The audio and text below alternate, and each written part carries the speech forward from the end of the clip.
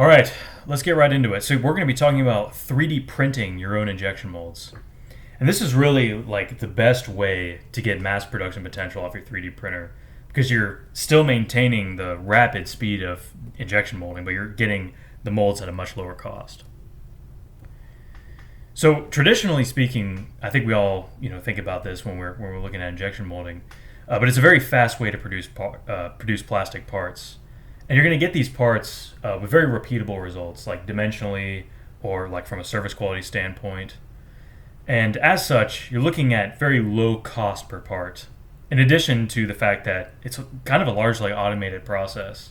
I mean, if you've ever been to an injection molding farm, if you will, you'll notice there's like a robot that tends to each machine so that when the mold machine opens up, the robot arm comes in, takes the part, and loads it into a bin or onto the next process.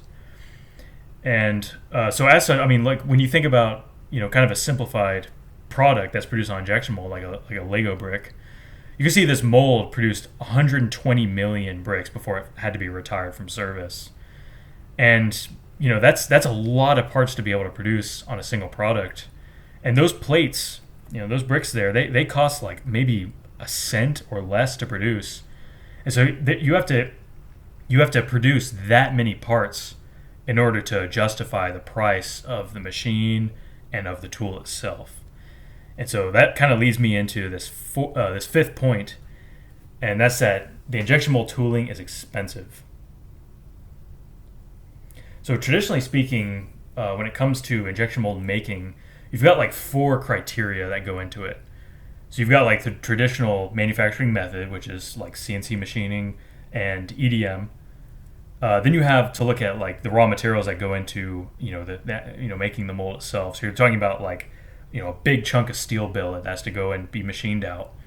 And because it's subtractive, there's a lot of material that's kind of getting wasted away.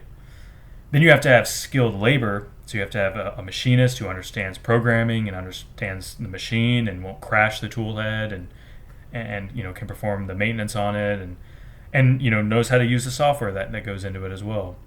And so when you add up all of these different categories, what you're looking at is like 4 to 8 week lead times. Okay, so like 1 to 2 months. And you're looking at prices, 4-figure prices up to 6-figure prices and above and everything in between. So it's like, what if you have a situation where you need to produce injection molded parts, but you have very low volume, say 100 or 1,000 or 10,000 parts, and you're looking at it and you're not going to be able to justify the cost of that tool.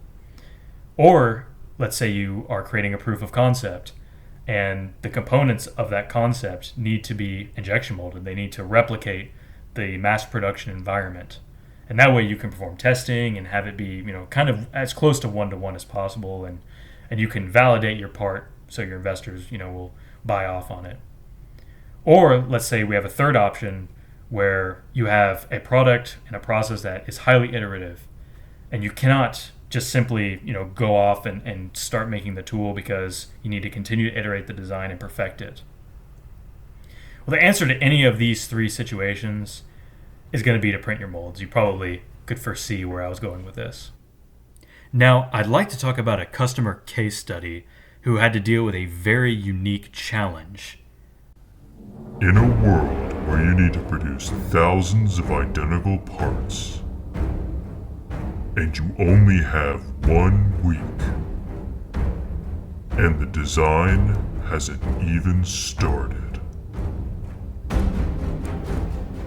Well, all drama aside, this is the case that Braskem encountered right on the onset of COVID-19. So they needed to produce like 8,000 to 10,000 of these mask straps that go on the back of the head, just keeps the straps off your ears. And they had to produce it for their team that was operating in all these locations around the world. And so initially they looked at, okay, well, let's look at printing each one on like a standard FDM printer. That way we know it's going to be low cost to produce. But the factor that they have to consider is time. It's going to be very time intensive to print all of these. So they were looking at 72 days, upwards of like 2.5 months. So they said, okay, well, let's consider injection molding. Let's consider CNCing out a mold to go into our injection mold machine, And as you might imagine, time was much more realistic, but the project cost goes back to what I was talking about earlier. You're looking at 10 to 15 grand. You're looking at a very expensive cost to manufacture these molds. And so they're like, okay, well that doesn't really make sense. And so they got the idea. They said, well, what if we could marry these two ideas? We got the 3D printing side, and we're looking at a very low cost, and we've got the injection mold side where we're looking at very short lead times. And so they said, let's bring these two ideas together. We have a Form 3 Plus in our office. Let's see if we can put it to good use. And that's exactly what they did. And what they found is the project time was only 3 days. For 3 days? Yes! Exactly. For 3 days.